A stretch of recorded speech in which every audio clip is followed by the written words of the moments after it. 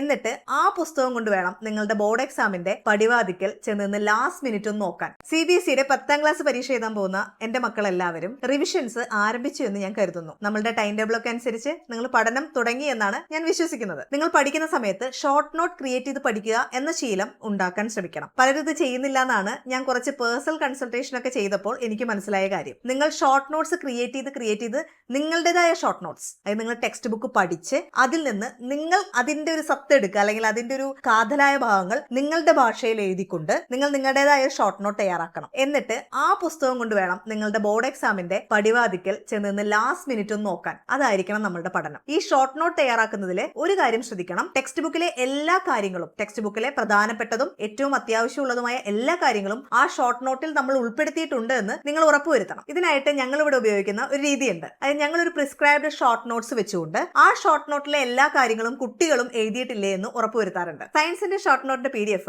മുഴുവനായിട്ടും ഞങ്ങളുടെ ക്യൂട്യൂട്ടർ എന്ന് പറയുന്ന ആപ്പിൽ അവൈലബിൾ ആണ്.